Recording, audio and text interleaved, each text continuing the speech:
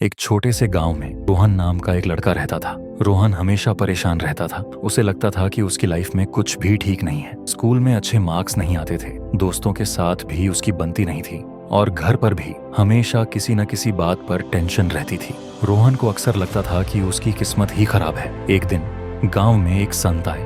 रोहन ने सुना कि वे बहुत ज्ञानी हैं और लोगों की प्रॉब्लम सॉल्व करते हैं। वह भी संत से मिलने गया और अपनी सारी परेशानियां बताई। संत ने रोहन की बातें ध्यान से सुनी और फिर मुस्कुराकर कहा, बेटा, तुम्हारी प्रॉब्लम तुम्हारी सोच में है। तुम हमेशा नेगेटिव सोचते हो, इसलिए तुम्हें सब नेगेटिव ही दिखाई देता है। रोहन को संत की बात समझ में नहीं आई। उसने पूछा, लेकिन महाराज, इसमें मेरी क्या गलती है? जैसी मेरी लाइफ है वैसा ही तो मैं सोचूंगा। संत ने एक छोटा सा पत्थर उठाया और रोहन से पूछा, क्या तुम इस पत्थर को सोना बना सकते हो?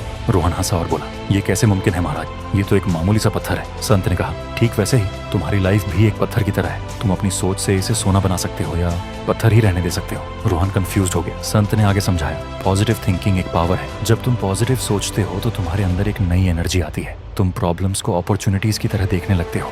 जो चीजें तुम्हें पहले इम्पॉसिबल लगती थीं, वे आसान लगने लगती हैं। संत ने रोहन को एक छोटा सा एक्सरसाइज करने को कहा। उन्होंने कहा कि हर रात सोने से पहले वह दिन की 3 अच्छी बातें लिखेगा, चाहे वह कितनी भी छोटी क्यों ना हो।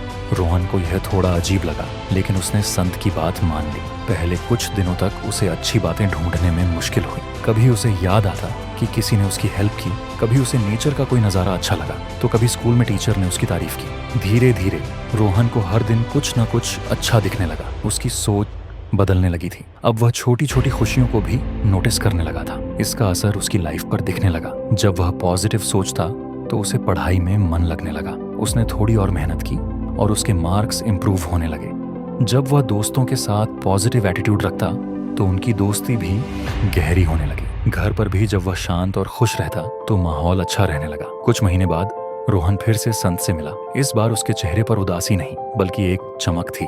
उसने संत को बताया कि कैसे उसकी लाइफ पूरी तरह से बदल गई है। अब वह हर सिचुएशन में कुछ अच्छा ढूंढने की कोशिश करता है और उसे ज्यादातर बार सफलता मिलती है। संत ने मुस्कुराते हुए कहा, मैंने तुमसे पहले ही कहा था बेटा, ये सब तुम्हारी सोच का कमाल है। पॉजिटिव थिंकिंग ही लाइफ को चेंज करने का असली मंत्र है। रोहन को यह बात अच्छी तरह से समझ में आ गई थी। उसने फैसला किया कि वह हमेशा पॉजिटिव रहेगा और अपनी लाइफ को खुशियों से भर देगा। और सच में उसकी लाइफ अब पहले से कहीं ज्यादा बेहतर और हैप्पी हो गई थी। इसलिए याद रखें दोस्तों, पॉजिटिव थिंकिंग में बहुत पावर होती है। ये आपकी लाइफ को सच में चेंज कर सकती है।